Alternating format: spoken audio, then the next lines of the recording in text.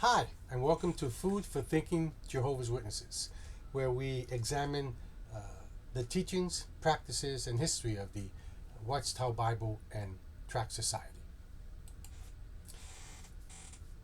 The Jehovah's Witnesses often defend their beliefs by comparing themselves to the Israelites, saying, well, the Israelites were God's chosen people even when they messed up.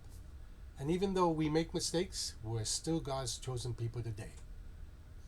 But that argument really doesn't hold up.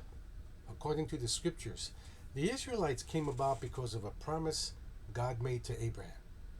God made Abraham's descendants grow into a large nation. In Genesis 22:17, Abraham is told, "Blessing I will bless you, and multiplying I will multiply your descendants as the stars of the heavens and as the sand which is on the seashore. And your descendants will possess the gate of their enemies." This promise was reiterated to Isaac and then Jacob, who became Israel.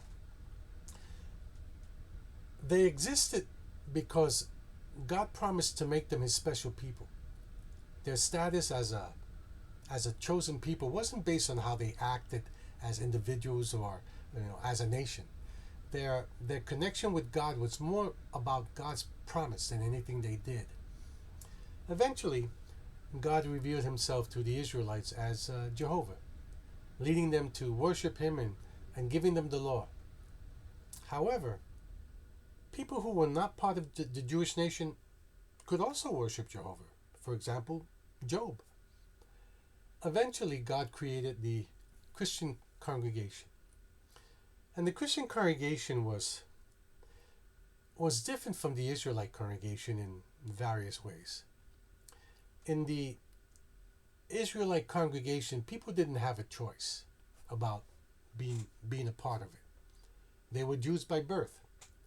And so in contrast, joining the Christian congregation required a conscious decision. People became or stayed Christians based on their actions and their relationship with God in Christ. The Israelites were always considered Israelites, no matter how badly they behaved. But a Christian could stop being a Christian for many reasons. The standards set by various New Testament writers served as a test for being a Christian. Anyone who broke certain conduct standards was not considered a Christian. If someone rejected the Christian faith, guess what? They were no longer a Christian, while a Jew who rejected their religion would still be a Jew. And so this distinction has little to do with the individual and everything to do with God. Now, Jesus started the Christian congregation, which means all the faithful Christians together. And he promised to be with them until he came back. And so, if this is true today, then all faithful Christians on earth make up the Christian congregation. And this is where the witnesses face big problems. The witnesses believe that they and they alone are the only true Christians.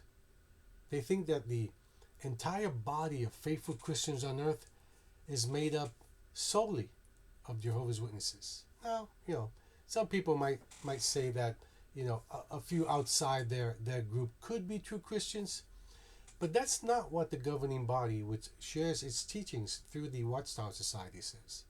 The governing body of Jehovah's Witnesses have clearly stated that Christians can't find salvation outside of the Watchtower organization, claiming it's the only ark of salvation. And because of these beliefs, Jehovah's Witnesses label all other Christians as fakes, imposters, calling them part of the wicked apostate Christendom. So, you would expect that Jehovah's Witnesses, both as individuals and as a group, would be better than others who say they're Christian. And they should have always been that way. After all, no one is born a Christian. It's a choice. Jehovah's Witnesses believe that there were no true Christians on the planet until the 1870s, when Charles Taze Russell, the founder of the Watchtower Society, started his Bible studies. They say that, well, Russell was the first modern member of the anointed and part of the faithful and discreet slave class. But this idea clashes with another belief that says one generation of the slave class fed the next succeeding generation. And the witnesses have never been able to clarify this contradiction. Anyways, the witnesses claim that God somehow, he brought them into being in the 1870s as the Bible students under C.T. Russell's leadership. And after Russell passed away and J.F. Rutherford took over, they taught that in 1919, Christ inspected all Christian religions on earth, found all of them lacking except for the Bible students, and chose their leaders to be over all Christ's belongings. So the witnesses teach that not only was their religion established by God in the 1870s and their leaders appointed as the faithful slave, but also that Christ confirmed it and gave these leaders significant spiritual authority over all Christians worldwide in 1919. Interestingly, the February 2017 Watchtower states, and I quote, "In 1919, 3 years after Brother Russell's death, Jesus appointed the faithful and discreet slave." So which is it? Was Russell the first modern member of the anointed and part of the faithful and discreet slave class?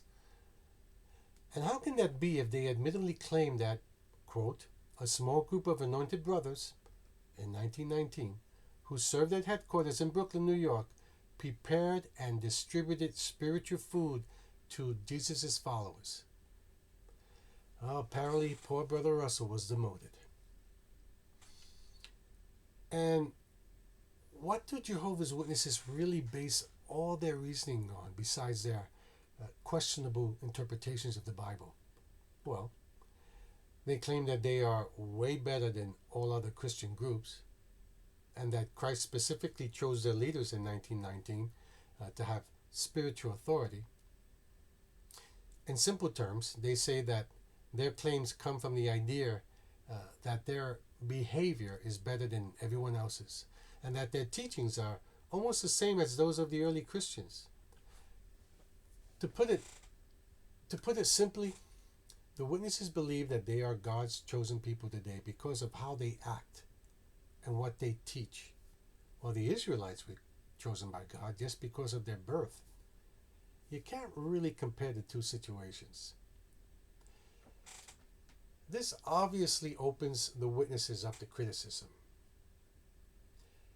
What if their claims of being such exemplary Christians aren't true? What if their governing body have been unfaithful to God by, for example, lying in God's name? Wouldn't that disqualify them from being, God's chosen? Absolutely. The truth behind the governing body's claim to speak for God depends on whether they actually do speak for Him. But since God doesn't answer these kinds of questions, people have to watch the Jehovah's Witnesses and decide for themselves if they really measure up.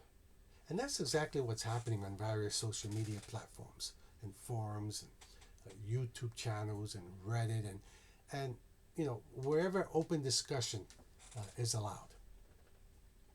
It quickly becomes clear that many teachings of the Jehovah's Witnesses, especially the most important one, can't handle criticism. They have no way to prove that they are God's chosen. The best they can do is compare themselves to the Israelites and say, well, they were God's chosen despite their mistakes, and so are we. Or they claim they are the only ones fulfilling the Great Commission, preaching the good news. But tell me, what's so good about telling people, join us or die at Armageddon? Individual Jehovah's Witnesses have been so deeply taught this main idea that they can't think any other way.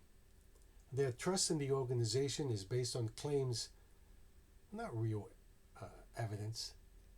And all Jehovah's Witnesses know this. That's why many many get really upset when their basic beliefs are questioned. And so the witnesses could actually prove their critics wrong by just providing real proof of their claims. But once again, they will show that the critics are right by not giving solid answers to the questions answered. Any answers they do give will probably include a lot of personal attacks, mostly about the person instead of the argument, and be based on unsupported claims. And so these kinds of answers would just support my main point, that the witnesses aren't much different from other Christian religions, but they act like they're better than everyone else. So, thank you for listening. If you enjoyed this presentation, please hit the like button. If you didn't, hit the thumbs down. If you have any comments or criticisms, be sure to write them down in the comment section, and I will be sure to get back to you as soon as I'm able. Until then, Lord bless.